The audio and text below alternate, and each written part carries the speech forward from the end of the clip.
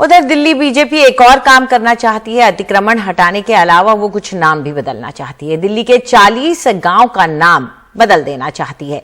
इसी तर्ज पर आज बीजेपी के प्रदेश अध्यक्ष आदेश गुप्ता ने दक्षिणी दिल्ली के मोहम्मदपुर गांव का नाम बदलकर माधवपुरम गांव का बोर्ड वहां जाके लगा दिया। हालांकि अभी दिल्ली सरकार की तरफ से इस पर कोई नोटिफिकेशन जारी नहीं हुआ है। देखिए हमारे सहयोगी रवीश रंजन शुक्ला की ये रिपोर्ट।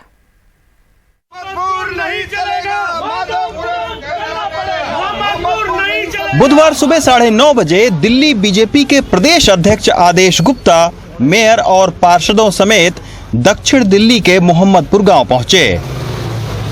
दिल्ली बीजेपी बुलडोजर और गांव के नाम बदलने की सियासत करके आने वाले चुनाव में जीत का सेहरा बांधना चाहती है, लेकिन मोहम्मदपुर को माधवपुरम करने की मांग के इस कार्यक्रम में 6000 की आबादी वाले इस गांव के चंद लोग ही जुटे। आज हम लोग आज़ादी के 75वीं वर्षगांठ में मना रहे हैं, अमृत महोत्सव मना रहे हैं।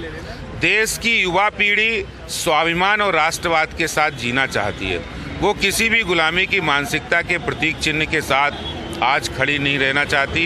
देश में बदलाव आ रहा है, राष्ट्रवाद और देश। तो लाल किला भी गुलामी का प्रतीक चिन्ह है क्या, जिस पर प्रधानमंत्री जी भाषण देते हैं? देखिए, जो हमारी ऐतिहासिक धरोहर हैं, उन धरोहरों को भारत सरकार संरक्षित करती है। जहां तक पाठ्यक्रम का सवाल है, हमने CBSE के पाठ्यक्रम भी भारत सरकार बहुत बड़ी तादाद में बदल रही है।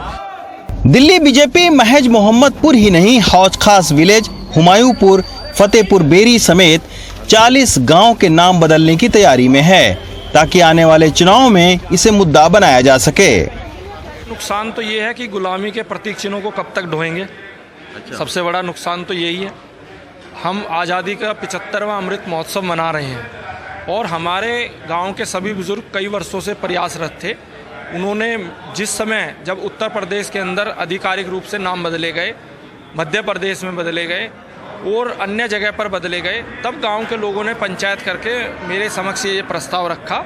निगम की हाउस से ये प्रस्ताव पास करा करके हमने दिल्ली सरकार को ये प्रस्ताव भेज दिया है। मोहम्मदपुर गांव में एक ऐतिहासिक इमारत है, जिससे पता चलता है कि इस गांव का भी अपना इतिहास है।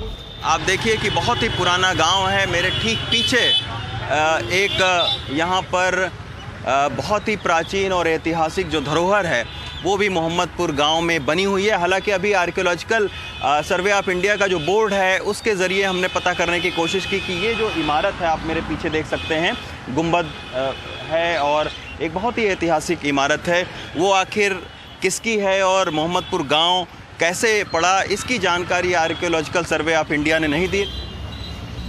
लेकिन आजकल गांव पार्किंग, सड़क और कई मूलभूत समस्याओं से जूझ रहा है। गांव में चलने के लिए रास्ता नहीं है और मूलभूत सुविधाएं जो गांव में नहीं है वो सबके नज़र में है। सब जानते हैं इस बात को कि दिल्ली के गांव में मूलभूत सुविधा को लेकर निगम ने आज तक गांव वालों की कभी मदद नहीं की। कोर्ट में केस चला कि गांव के नक्शे बना दो, आज तक निगम ने वो नक्शे तक नहीं बनाए हैं जो आज ये हमारे गाँव के नाम बदलना चाहते हैं। निगम का जन्म तो 1957 में हुआ है और हमारे गाँव का इतिहास तो हज़ारों साल पुराना है। हमारे गांव के कुर्सीनामे तक आज तक इन लोगों ने कभी हमारे गांव के मुख्य द्वार पे नहीं लगाए।